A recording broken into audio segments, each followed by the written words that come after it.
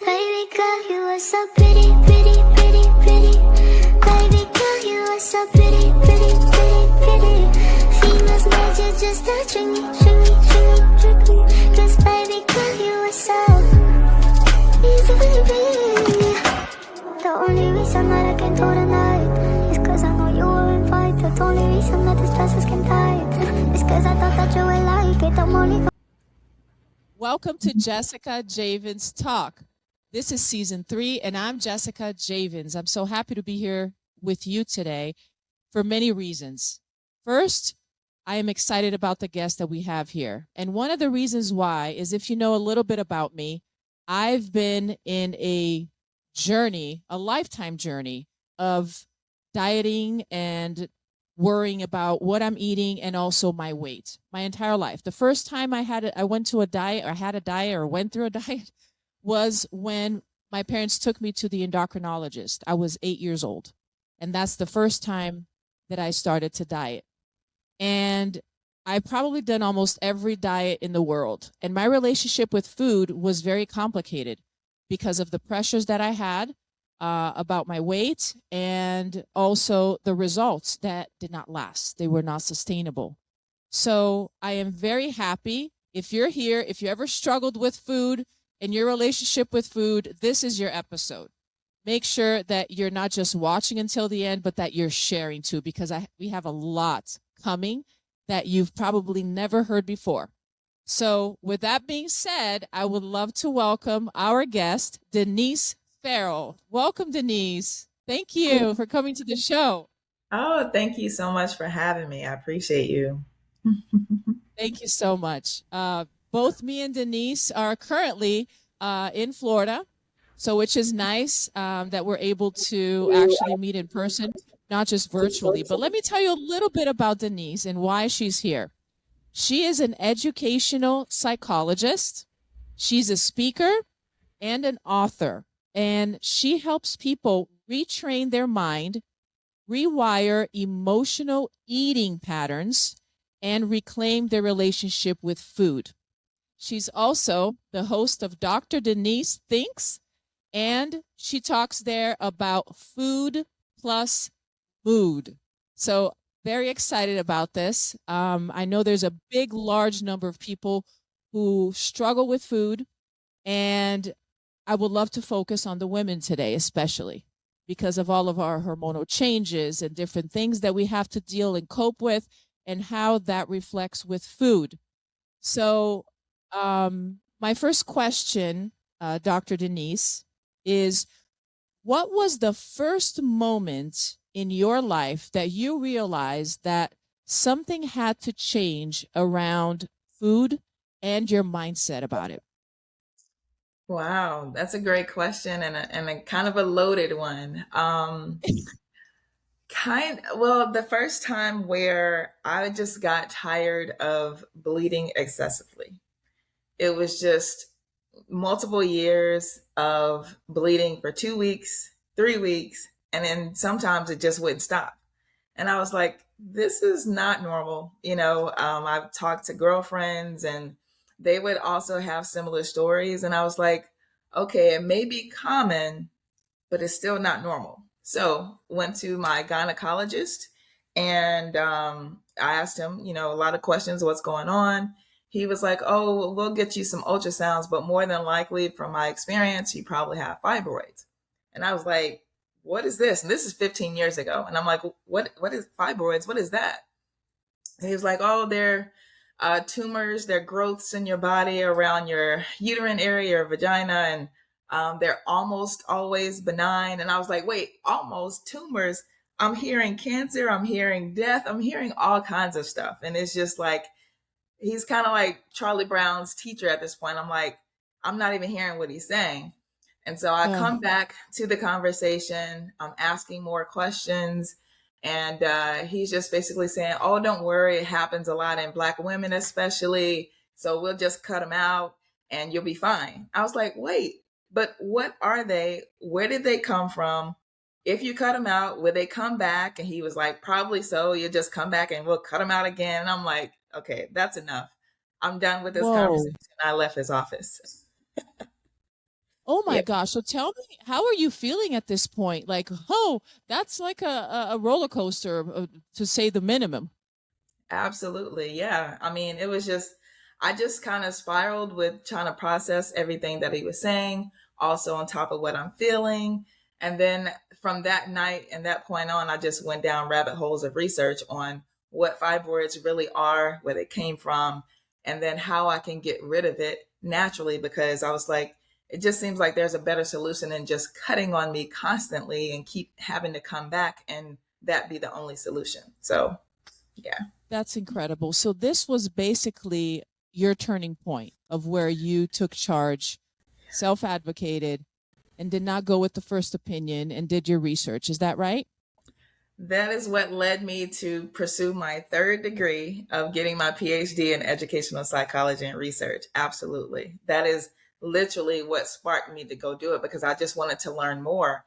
And once I Yeah. found out what I found out, I was like, I want to tell the whole world, oh my gosh, they've been lying to us and da da da da. But then I realized, no, not everybody is ready for it. And I got a lot of pushback even from my own family members, like, what do you mean? What that doesn't make any sense. Stop talking that crazy stuff and da da da. And I was like, I started to doubt Wow. myself again. And I was just like, wait a Oh minute. Well, no. maybe what I read wasn't legit. I don't know. But yeah, Yeah, so interesting. hold on. This pressure that you had from your family, this happened after you went, of course, through that experience of finding out that you had fibroids, correct? Correct. Yes. Yes. Wow. So now your family, the ones that should be supporting you the most, are actually making you self-doubt. Listen, Absolutely. Yeah. I know how that feels. I have a big family and I wanted to know your take. How did you navigate that? It took multiple years actually. And I would say, this started, like I said, 15 years ago.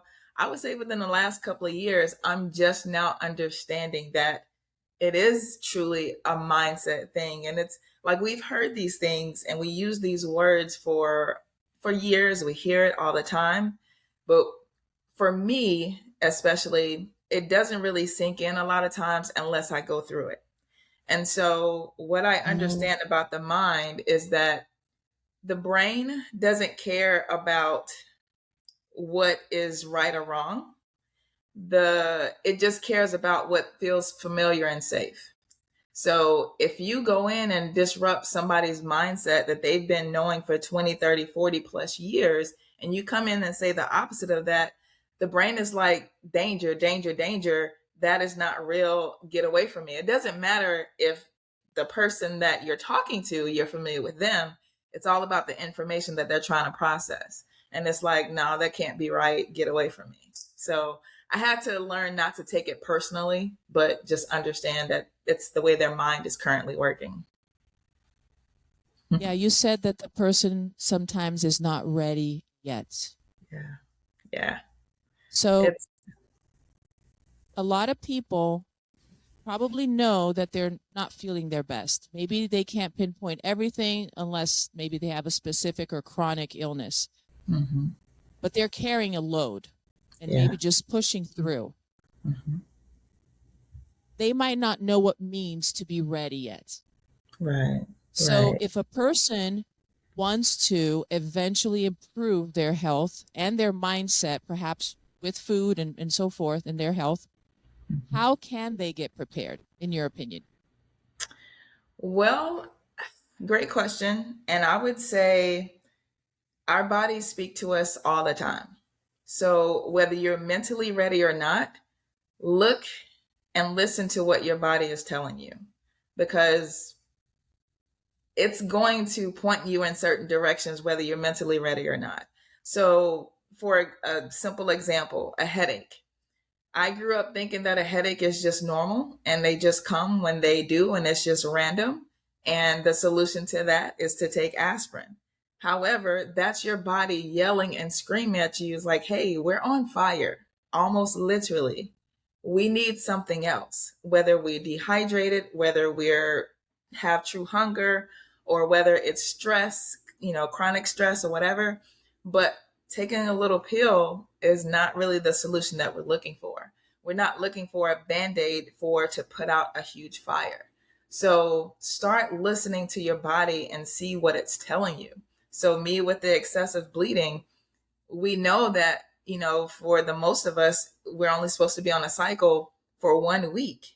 And really, that's not even true. It's really only supposed to last 2, 3 days max, really, is what healthy is. But on average, I was, again, 2 and 3 weeks, and I was like, okay, something's not right. So I went a step further to see what it really was. And it was my body talking to me. So just like your car talks to you, you're low on oil, low on gas, whatever that it is, we immediately go and handle those things because we don't want our car to stop. But when it comes to our body, it was like, oh, we'll just figure it out, or that just happens to me. No, it's communicating. We just have to understand the language that it's doing. Yeah. Thank you for saying that. That is very important. I talk a lot about that, about paying attention to the body. Yeah. A lot of us learn how to, like I said earlier, just to keep pushing and to allow whatever is pressuring us the most right now to take preference, right? And that becomes the priority. Us many times just putting out fires, and our body speaking to us becomes the volume is very low. We kind of put it very low here, right? Because there's something else screaming and somebody else is pushing us, and we need to do that first. And with time, and as you become an adult or maybe a leader, parent, married, now you have multiple things coming at you. So it becomes even more, two things. More dangerous because you're probably so busy that you're not listening. But now it's the most critical time that you need it the most because you're dealing with so much. So you have those two sides to it. Now, going back a little bit to your story, what was the most difficult emotional hurdle that you had a challenge to come out of or to deal with? Of all of the different challenges that you went, you had an emotional response. Which one was the hardest to sit on? Breaking away from the foods that I finally learned that was hurting me. So it was a toxic relationship that I had to get out of, but it just wasn't easy. Um, Thinking about judgment, which is, I'll be honest, that's what I used to do. I used to judge people for multiple things. And then again, coming back to what I was saying earlier, when I put myself or get in a particular situation, it's easier for me to understand when it's actually happening to me. And then it's like, oh, okay, this is what spirit was telling me to work on. So, for example, I have two cousins that were in physical abusive relationships with men, right? And I used to think for a long time, I'm like, how can you take that? Like, that is just crazy. That's not love. Just leave. Like, what's so hard for you? Why is it so hard for you to leave? And then, Spirit said, it's like, all right, I've shown you that this meat and this dairy and all these other foods that you grew up on is why you have these growths in your body that don't belong there. Why can't you just say no? And it's like, oh man, okay, I get it now. All right. So even after I found out that chitlins, I grew up on chitlins, pig intestines, sounds gross, right? But I love them. I got them from my family. And so I knew those foods were hurting me, but it was tough to say no. So I was back and forth for multiple years until I could just finally say no for good. And now I have zero desire. Like, I want to throw up just thinking about it. But that wasn't me several years ago. So yeah, food was the biggest challenge. Since you brought this up, let's go back then to when you were a little girl and you were growing up. Yes. What was your relationship with food? Describe to us, how did you see it? How did it affect your life? Tell us how that started. Well, I'll say for the most part, I really didn't think about it. The only time that I really had somewhat of a scare, and it just really kind of stuck with me still today, I'm 49 now. When I was 12 or 13, I went to my mom because I had constant pains in my side. And she took me to the doctor, and he did some tests. I can't remember what he did, but he just came back and said, he was like, "Do you drink?" Well, first of all, he asked me, "Was I pregnant?" And I was like, "What? Heck no!" Like, no. So, what? Didn't even want to kiss a boy at that time. But then he asked, he was like, "How much water do you drink?" And I was like, "Water? What is that?" Like, I take a shower, but drinking it, no. So luckily for me, I had a great doctor that was just, he just kept it really simple. He was like, "Just drink more water, come back in a week or two and see if those pains subside." And that's what it was. So I was just dehydrated because I drank Kool-Aid, lemonade, tea, sodas, all that kind of stuff, and virtually no water. So that point scared me to where I was like, I'm drinking water all the time and I love it now.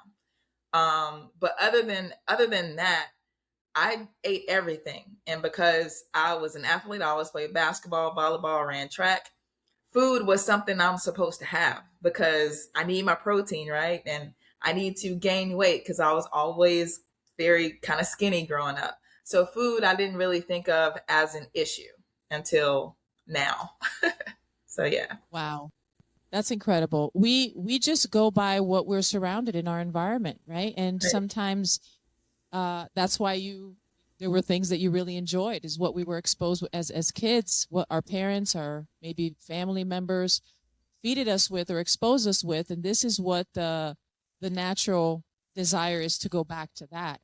Yeah. Now, um, you mentioned something that you talk about on your videos, which is hydration. You mentioned one thing that happened to you, and this is something that should be talked about a little bit more. Can you please tell us what it means to be hydrated? Because this is not just about possibly water. There might be other things here. So tell us a little bit about your experience and your take on hydration.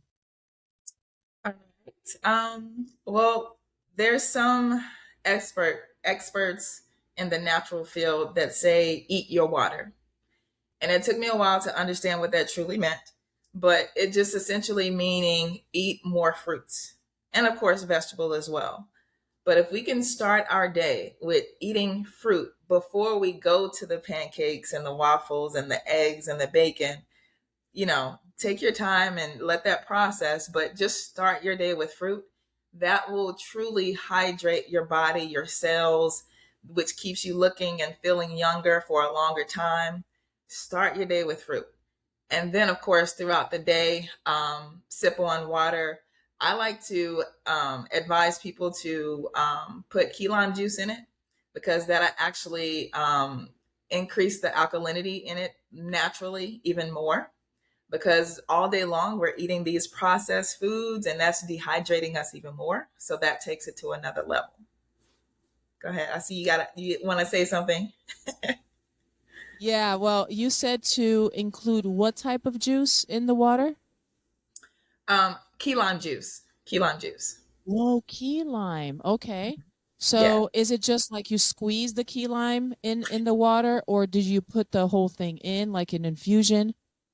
No, you could just, cut it open and squeeze some of the juice out, maybe about 2 tablespoons per 8 ounces or 1 to 2 tablespoons per 8 ounces of water. And if you're only reaching for your water when you're thirsty, that's actually you're already dehydrated. So you should just be sipping all day long. And that actually curbs your appetite when you do that. A lot of times we're Wow. overeating because we're actually thirsty. So just sip on your water before you want to reach for a snack. Sip on your water 30 minutes or guzzle some water even 30 minutes before you're ready to have dinner or whatever that it is. But we're just so dehydrated because it's just the food that's dehydrating us. You Yeah. mentioned something very important, which is if the body is signaling thirst, it is probably already too late. You've been Yeah. dehydrated for a long period of time. Right. And there's many different factors that affect how that communication is going on in our bodies. I helped to take care of my mom, and I also learned that with age, that communication of dehydration doesn't work the same as it used to anymore. Right. Oh my God. So Yeah. that just, I'm always asking, did you drink water? Because most of the time she says, oh, I'm tired, I'm going to go lay down a little. I says, have you been drinking water? Most of the time, no, I'm going to do it now. So Yes. it is crucial for you to create the habit of sipping, because you don't have to gobble it all down or drink a lot. A lot of people are not used to it, so it's difficult initially.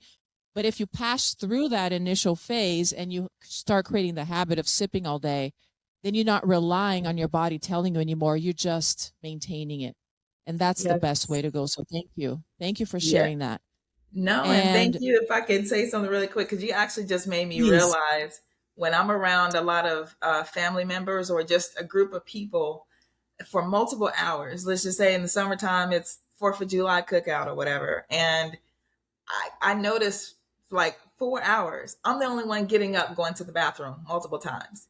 And everyone else is just, they may be sipping something, but they're sipping things that are dehydrating them even more. And I'm just like, if you can not go to the bathroom at least one time every hour, you're dehydrated.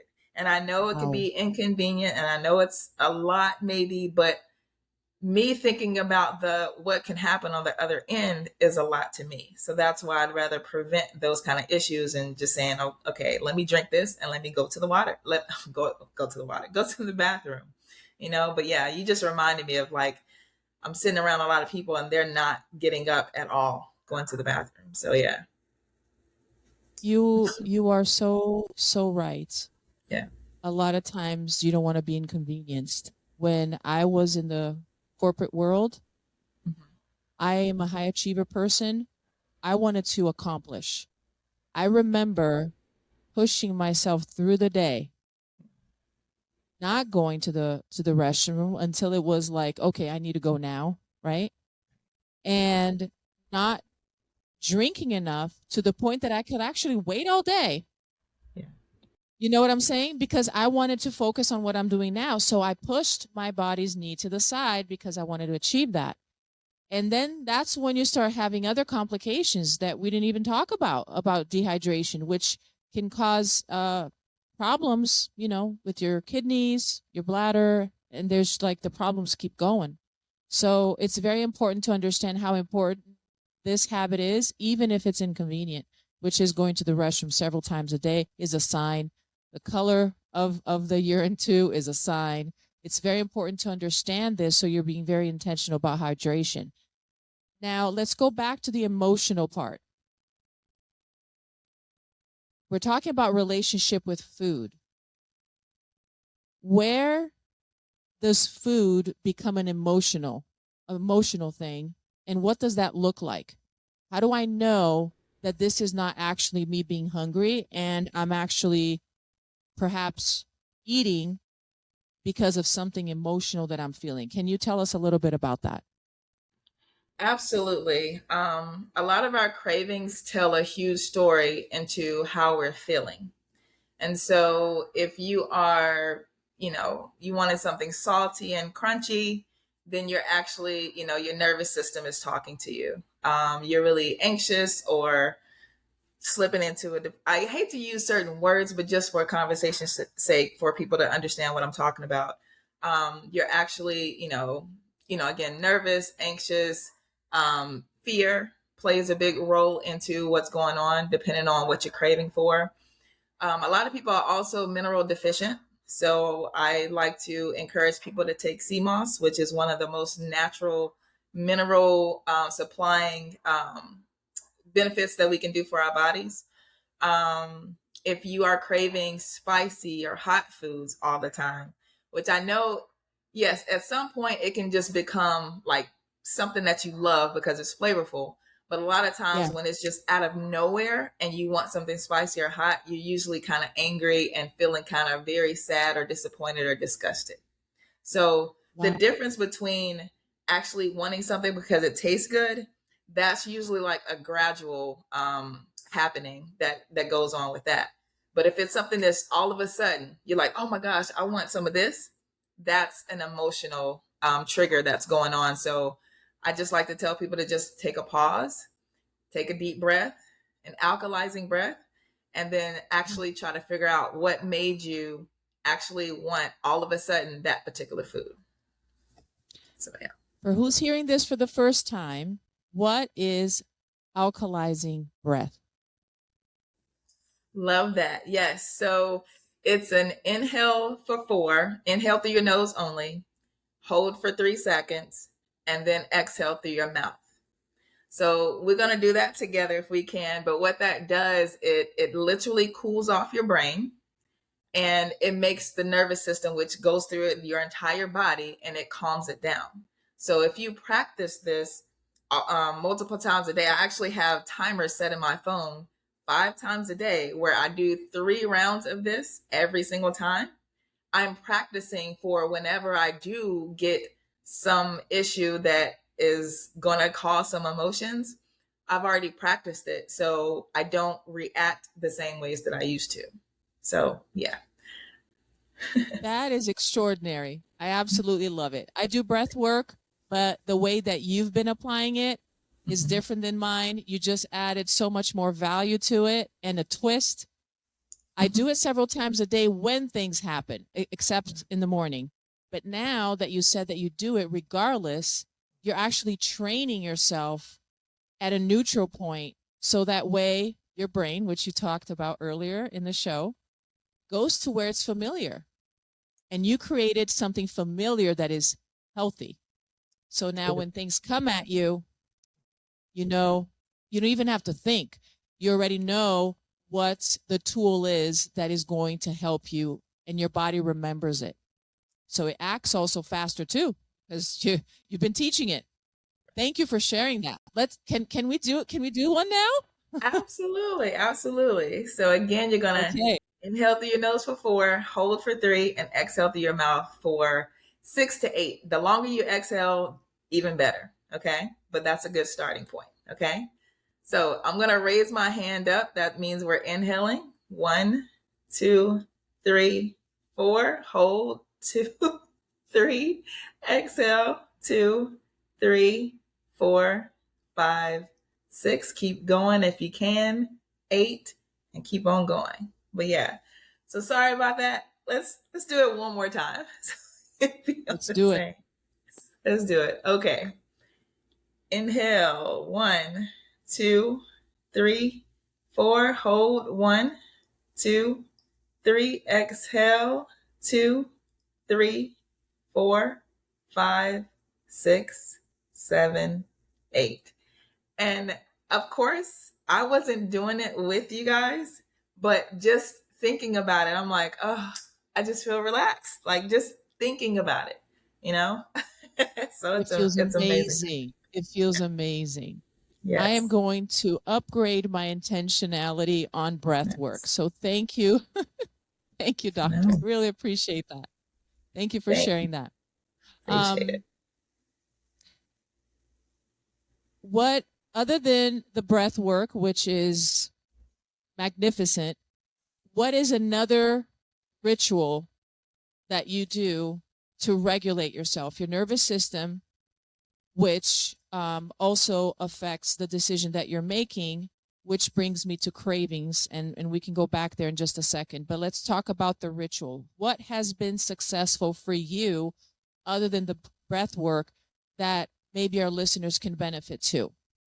Okay. Well, as you can see, my studio is in my kitchen, and this is where I live, literally. So I'm sure you guys have heard of food is medicine.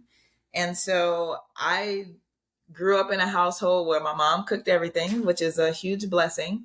And then somewhere around high school years, when I'm just very active, playing a lot of sports year round, not home as much. And then we think it's convenient to just go to fast food places. My mom would give me money. She's like, you're driving now, just go do what you want, go handle it.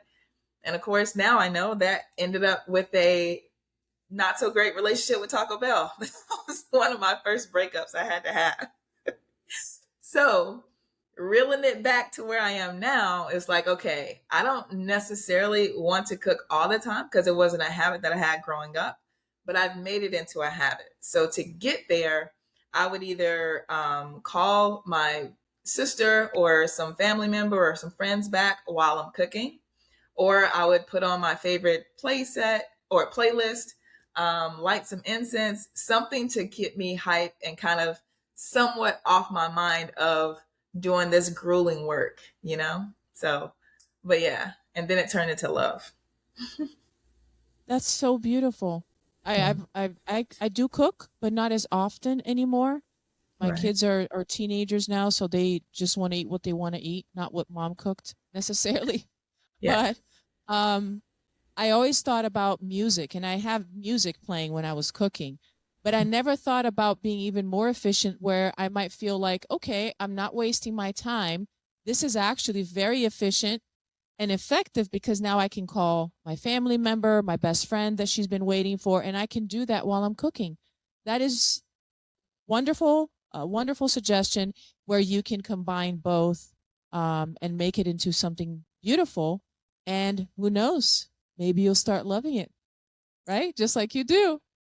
So listen, when I was 28, 29, I remember getting off the couch literally and my knees just kind of buckled and it was painful.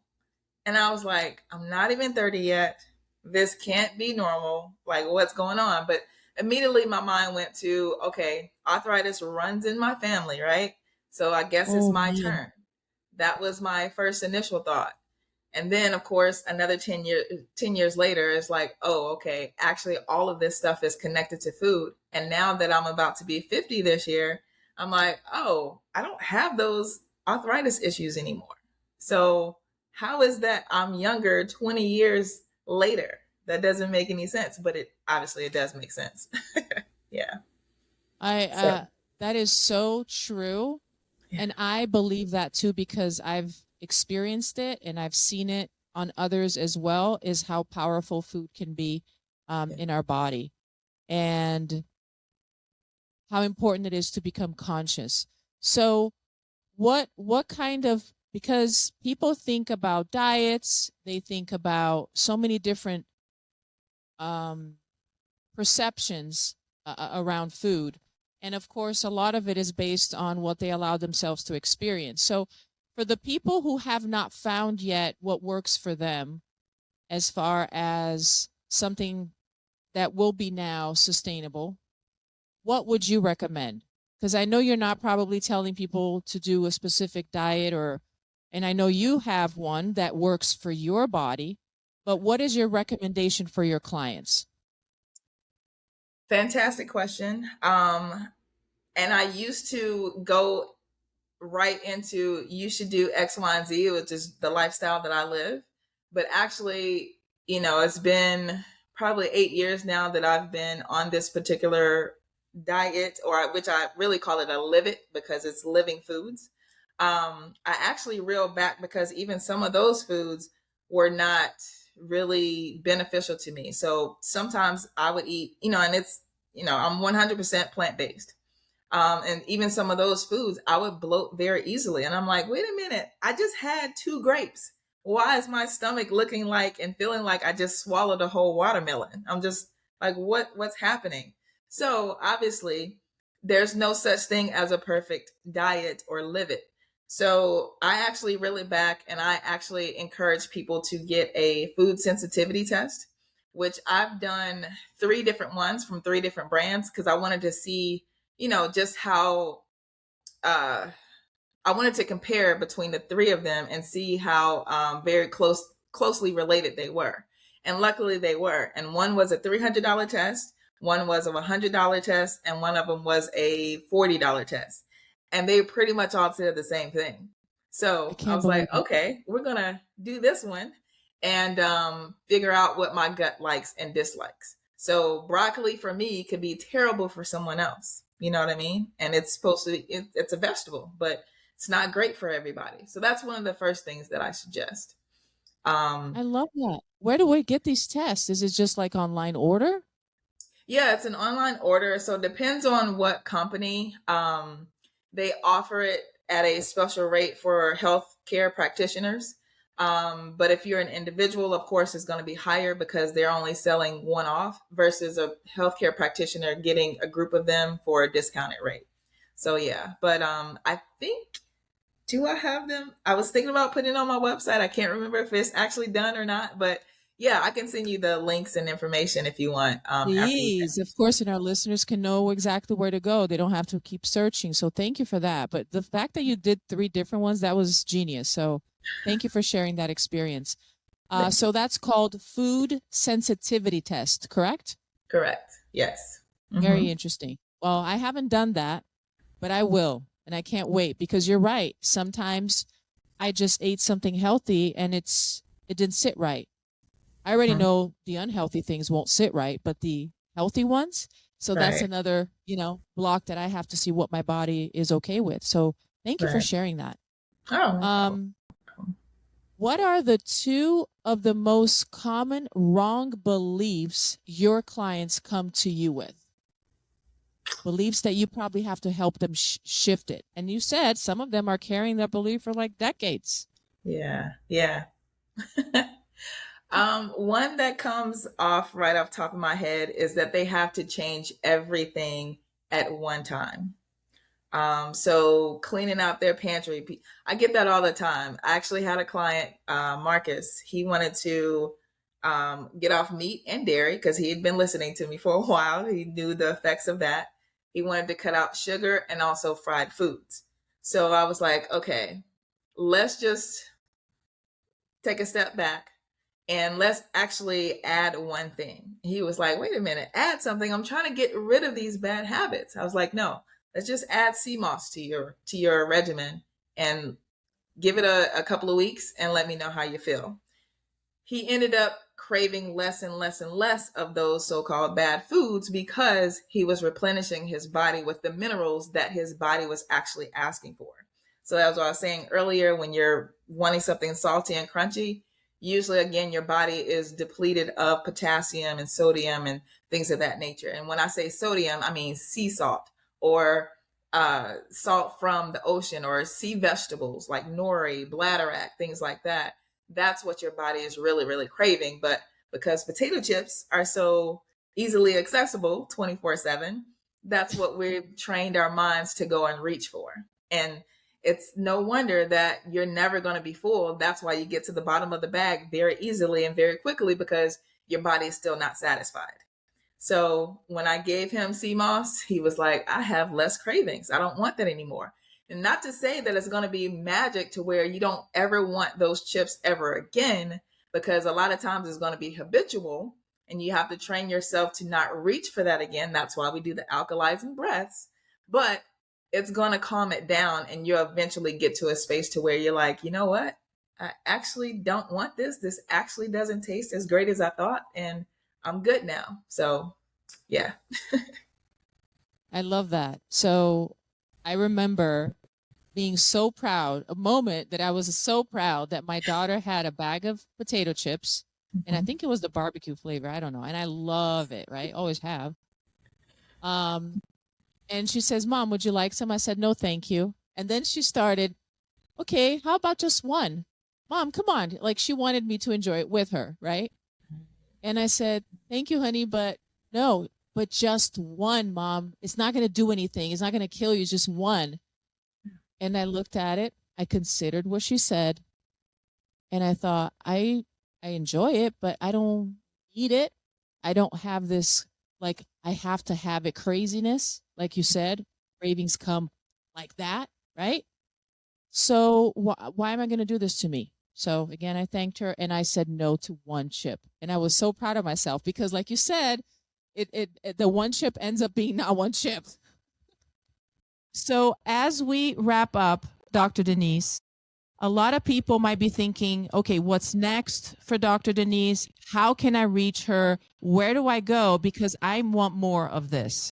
How can they get to you? I appreciate that. They can reach me at any of the platforms at the same signature, which is at dr.denise.thinks. So Dr. Denise Thinks on any platform. Website is drdenisithinks.com. And I actually have a school platform, which is where I really enjoy the school because they don't really censor anybody. So I can really talk to you guys how I want to talk to you without, the pressures of being shadow banned and all that kind of good stuff. So join my school right Interesting. now is, yeah, I'm sorry. Interesting.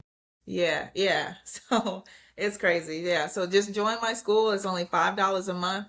And I just really give you the goods, the really good stuff that you need to know. So yeah. That's beautiful. And that's the community that you talk about on your videos. Is that right? Right. Yes. Yes. And the community is actually called Fed Up. So yeah. So if you do a Mhm. search from there, you can find me. Awesome. So school is SKOOL, right? Yes. Yes. And then you said your community there is called Fed Up, like FETUP, correct? FEDUP. Like, so Thank Fed Up you. as far Thank as, you. yeah. Thank you. Absolutely. This is amazing. I had a wonderful time and understanding even deeper about things that I've loved and worked on my entire life. You see how much knowledge, right? And how that's powerful. That's incredible. If you're watching this show right now, make sure that you start following those steps so you can upgrade your health, and also share this. You can actually make a difference too by just sharing this episode, and it might change completely somebody's health or somebody's life, just like it happened to Dr. Denise and her health and all of her clients that she's been helping for all these years. So make sure you click the share button and you subscribe and follow Dr. Denise, because she has a lot more to share and to help you with, and she makes it easy and simple to understand, so you can't miss that. This show is brought by IMB Studios. This is Jessica Javens Talk. Thank you for watching, and I'm Jessica Javens. I'll see you on the next episode. Baby, tell me you like me. Baby girl, you are so pretty, pretty, pretty, pretty. Baby girl, you are so pretty, pretty, pretty, pretty. Females made you just to treat me.